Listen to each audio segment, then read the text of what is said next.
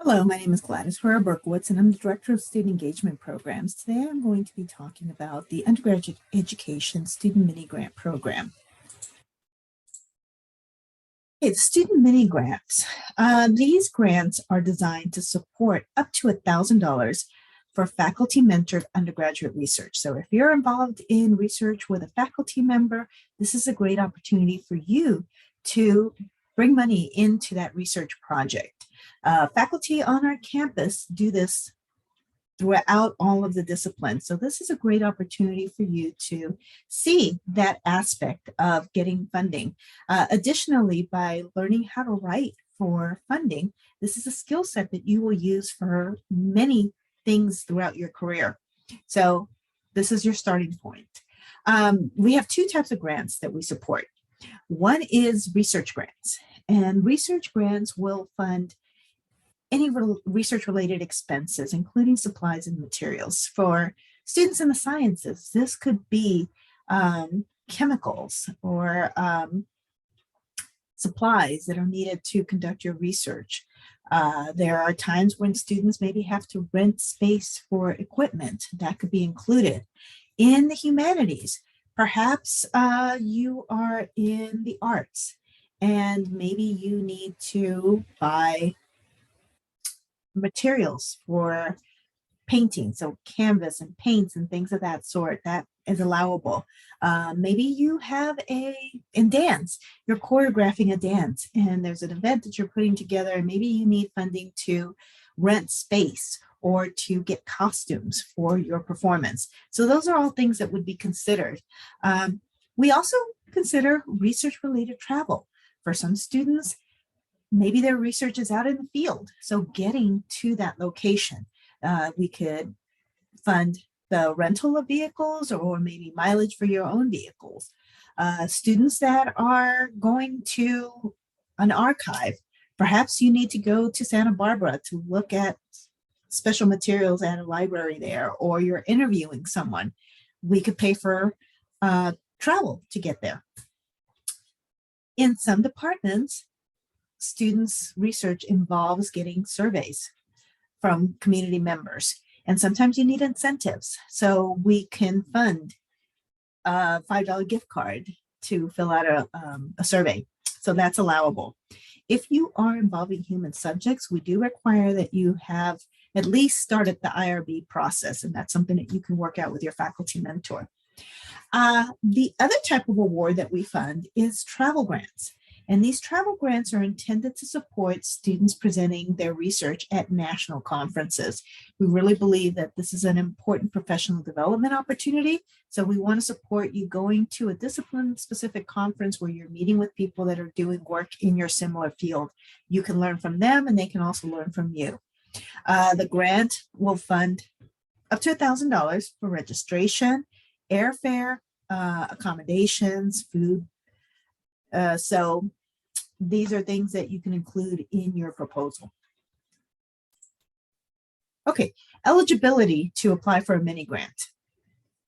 Mini grants are, again, you can be eligible in any discipline and any academic level as long as you are working with a faculty member who's overseeing your research. So you must be involved in faculty mentored research.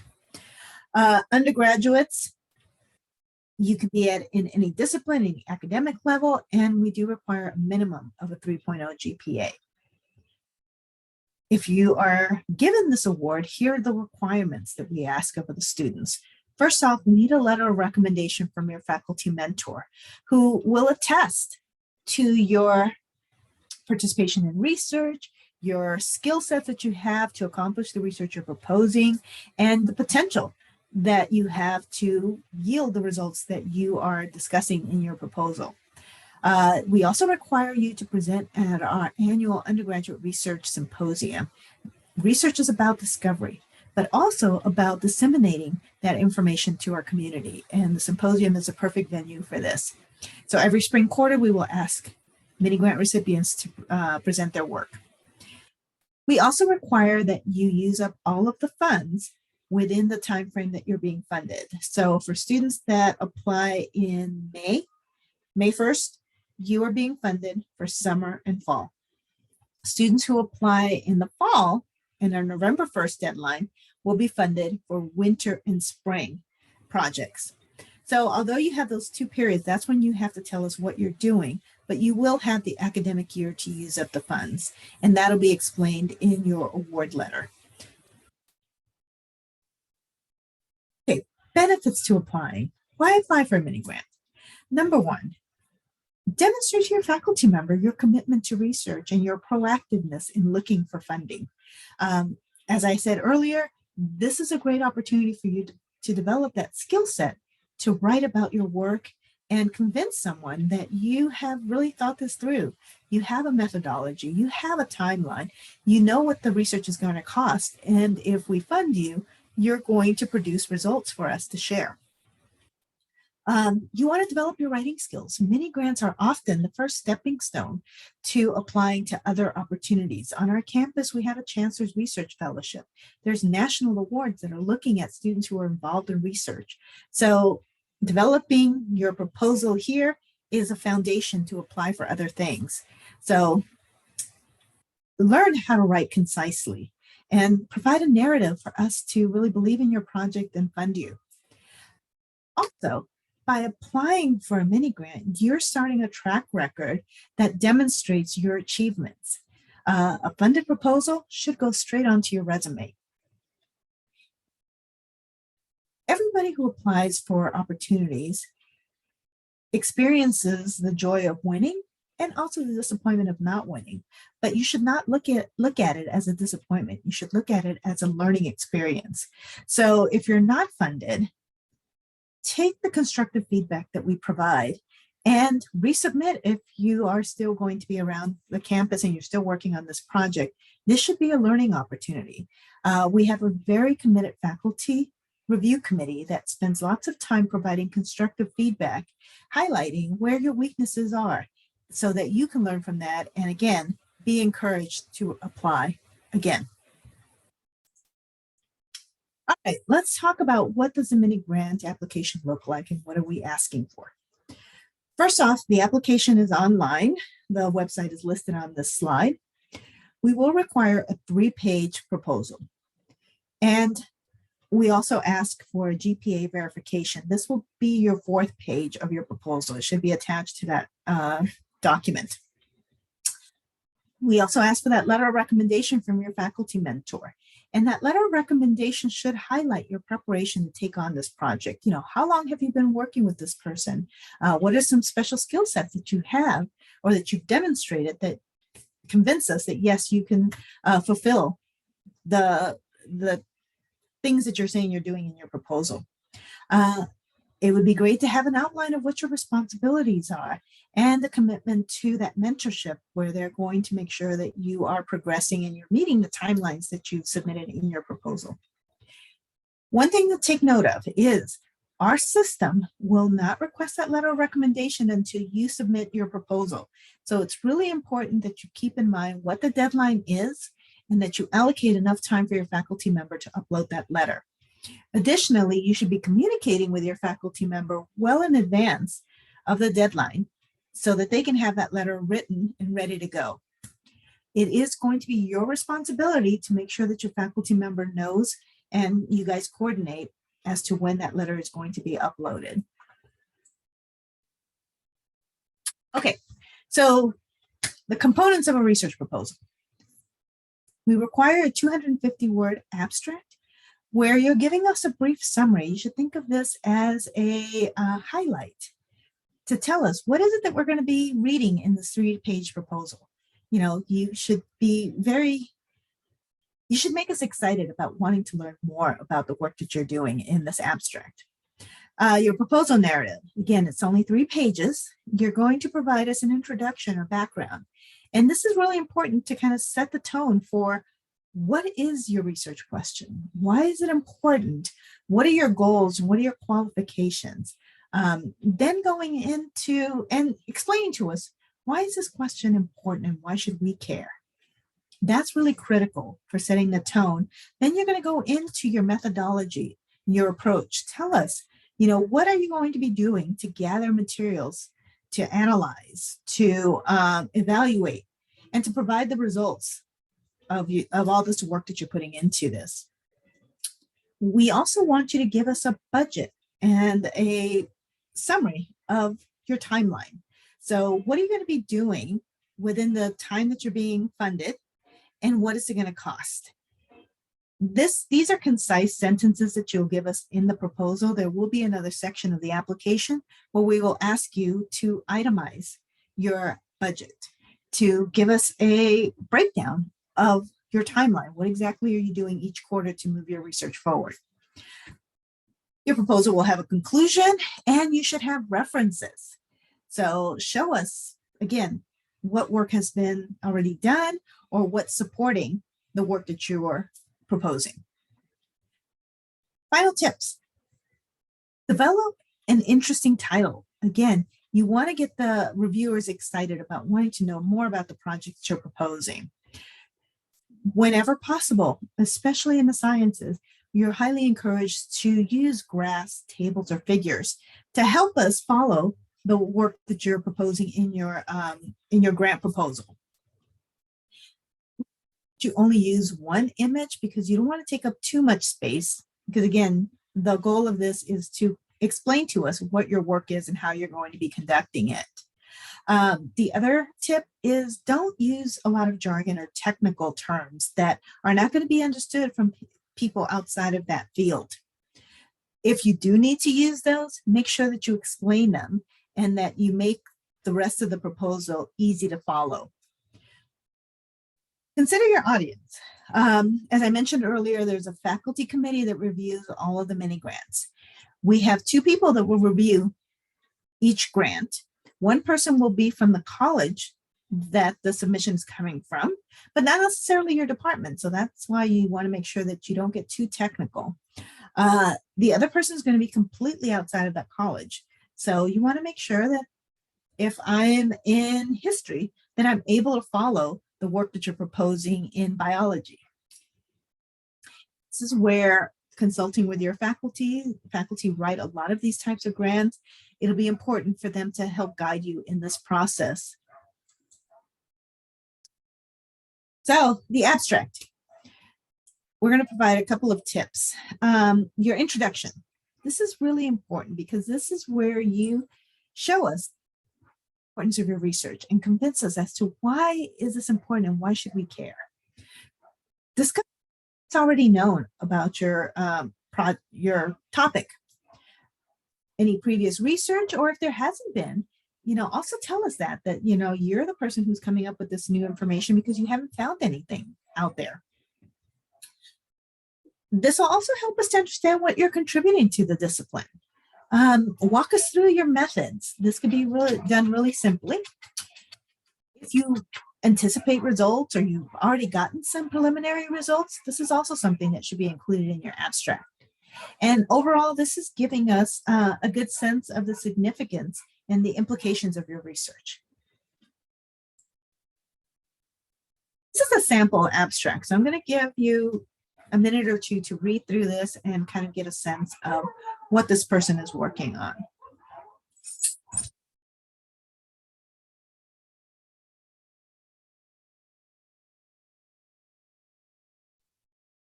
So this is an abstract that has 177 words.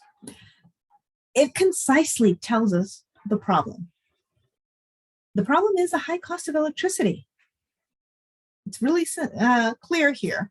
The solution is that they're developing a washer and dryer that uses solar energy to reduce the use of electricity. They then walk us through how. They talk about how they're going to analyze that data, particularly highlighting that they're looking at different seasonal ambient temperatures, different environmental conditions. So it really gets us thinking about, oh, okay, this is really interesting. I wanted to learn what those results look like. They also tell us about the data that they're going to produce and how this is going to help them conclude the effectiveness of the appliances and the use of renewable energies. So again, this person effectively did all of this in 177 words. So here's an example for you. Okay, now I'm going to talk about the travel grant and what we expect out of proposals in that category. So similar to the research grants, we want a 250 word abstract that tells us that I've been invited to speak at the conference for biological sciences. My presentation is going to be on X, and you can explain what it is that you're going to be presenting if you've already been accepted. Give us a summary of what exactly are you doing at this conference. And if you can't even tell us a little bit about what this conference is and why is it relevant to your field. Your proposal narrative is also up to 3 pages. Give us an introduction. Again, tell us, what is your research? How long have you been working on it? What is it that you've discovered? And what is it that you're going to share at this conference? Tell us a little bit about the methodology, the analysis that you've done, and the results that you have concluded and that you will be presenting at this conference. And this is another place where you will explain to us the relevance of this conference. Why is this conference important in your discipline? What is it that you're going to gain from going to this conference? Not just the fact that you're presenting, but also networking with other people in your specific discipline. Perhaps you've looked at the program for that conference and there are some professional development opportunities that you will gain by attending the conference. So mention that to us. And give us a summary of what your budget is.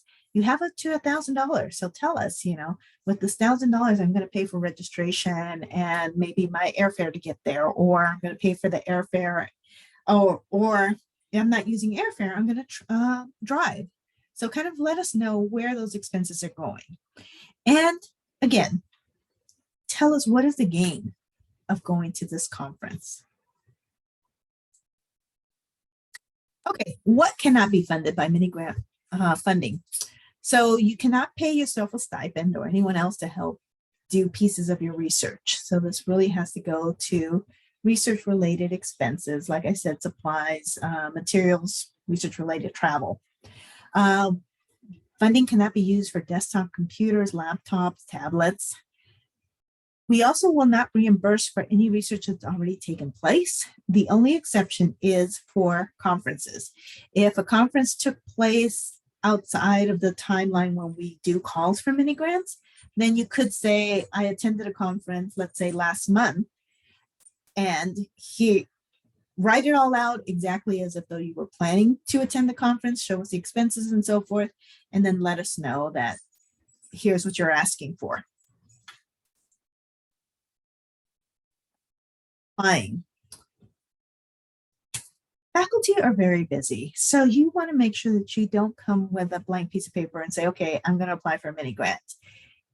We highly recommend that you think about the outline that we've provided and go in with a rough draft that outlines the goals of your research, your objectives, writes out what your methodology is, writes out your budget, your timeline, and consult with your faculty mentor so that they can guide you beyond that. But you've already got a skeleton outline that will be very helpful. Set active timelines. As I said, the deadline for funding for summer and fall is May 1st. We will do another call November 1st that will fund research that takes place in the winter and spring. So knowing those timelines, be proactive on how you're going to get your proposal written and in by those deadlines. Proofread. It's really important that you make sure that you don't have any grammatical errors.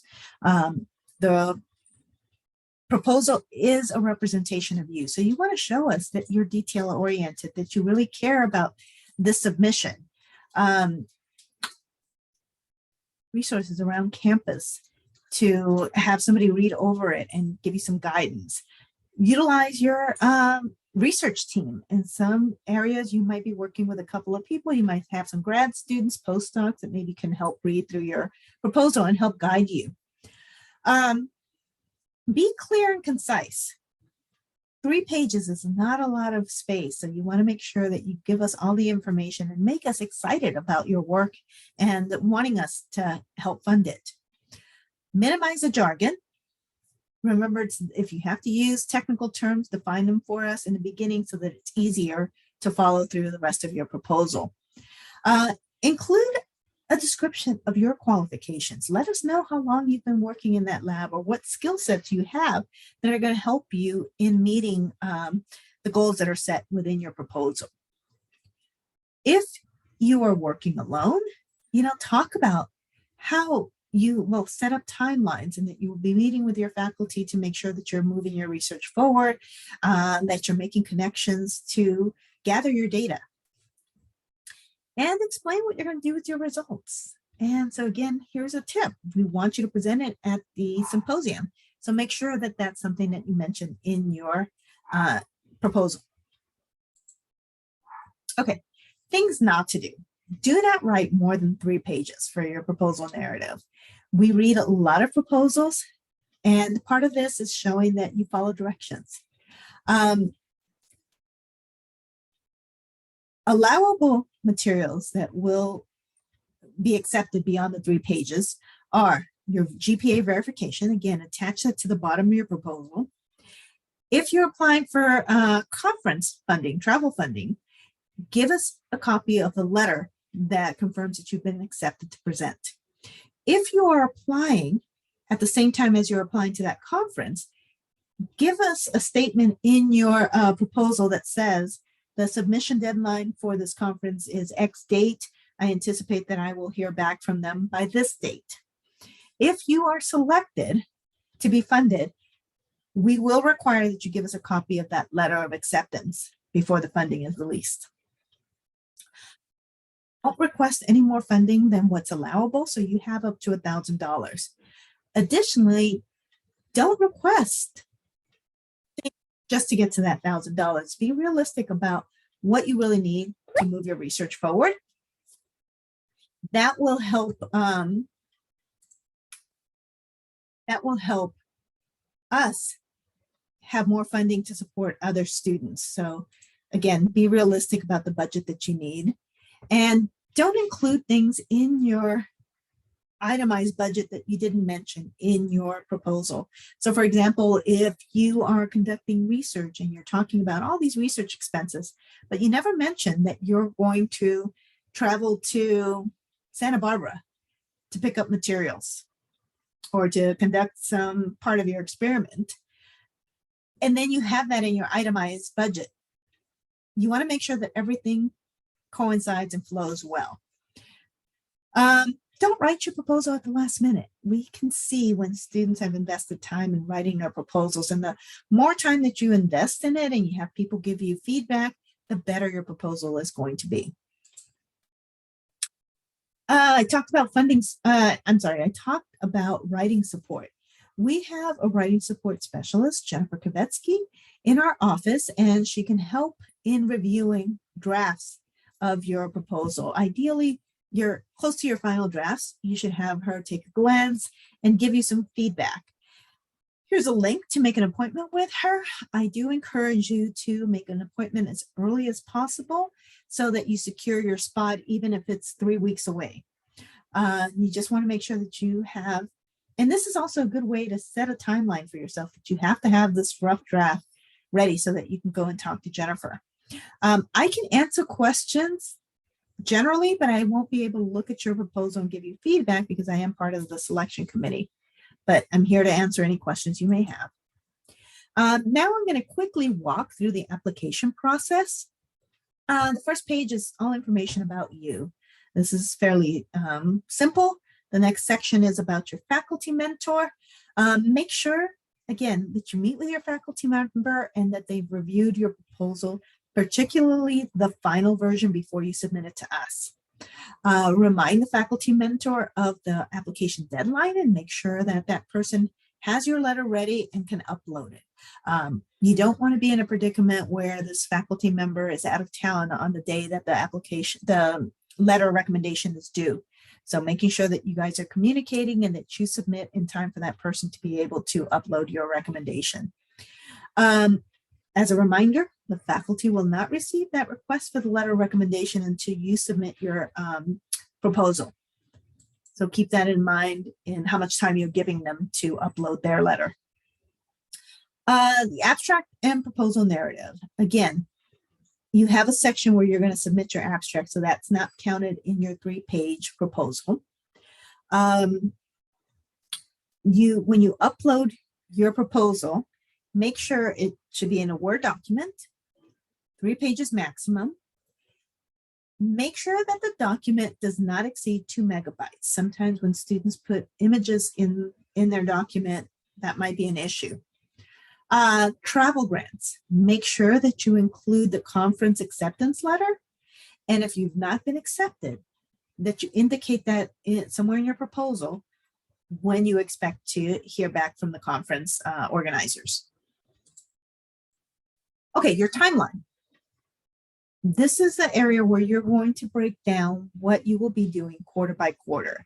So again, as a reminder, if you're applying for the May 1st deadline, you are going to outline to us what you'll be doing all summer and fall, which is a timeline that you're being funded for. The other thing is that if you're applying for, let's say, the November 1st timeline, we don't need to know anything about what you did in summer and fall. November deadline will fund winter and spring. So you'll only be filling out the sections for winter and spring. Also, you can only receive 1 mini grant per academic year. Okay, budget itemization. So this is the section where you're going to tell us about any supplies and materials that you're requesting funding for. And you're going to give us a breakdown of what is it that you're requesting funding for. Give us a justification. Why is this critical to your research? And how is it going to be used? How many items you're requesting and the quantity price. So as examples, in a laboratory, don't include chemicals that are typical staples in the lab. Explain to us how whatever it is you're requesting is specific to the research you're conducting. If you are requesting specialized software, this is something where you want to explain to us, why is this software critical? Why is it something that isn't already supplied by the university or your lab?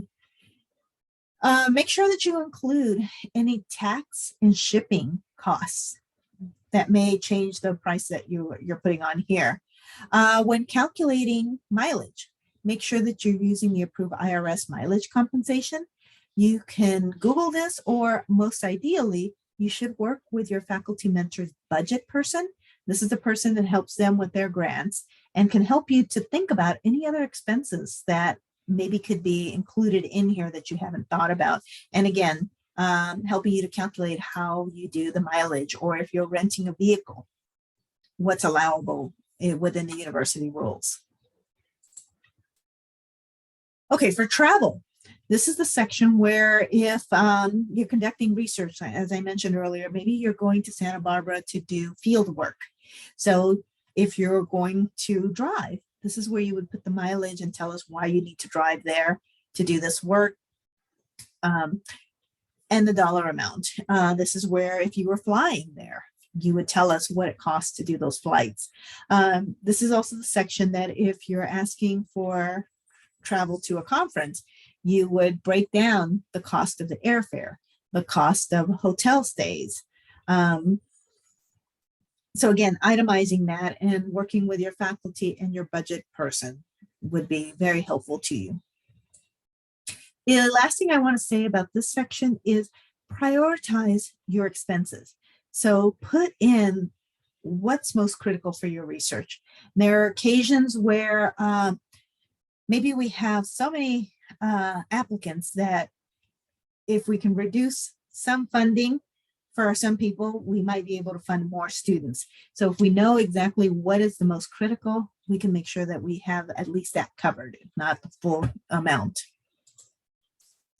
Okay, this section is really important. Talk to your faculty mentor about who the budget person is who manages their accounts. Because if you're given this award, we will send the award letter to you, your faculty mentor, and this budget person who will give us an account number to transfer the funds. So it's really important that we know who this person is. You can ask your faculty member to give you their contact information, or you can just get their name. And if you go to UCR's directory, enterprise directory, here's a link. You can type in that person's name and it will give you their email, their phone number, all the information you need to fill out this section. Reminders. Mini grant submissions are due at 5 p.m. on the deadline date. We will not make any exceptions for any late applications, so make sure that that's in your mind and that you tell your faculty mentor. We have 2 timelines to apply for mini grants. November 1st, which will fund winter and spring funding. May 1st, funding summer and fall. And you can only be funded once in the academic year. The letter of recommendation, again, is also due at 5 p.m. on the deadline date. So as I've mentioned several times, make sure that you work with your faculty mentor to communicate this so that they have the letter ready as soon as you submit. They'll receive an email asking them to upload their letter of recommendation, and they can just do it, and that will finalize your application. It's your responsibility to make sure that the faculty know, because you don't want to put all this work into submitting a proposal that's not going to be considered.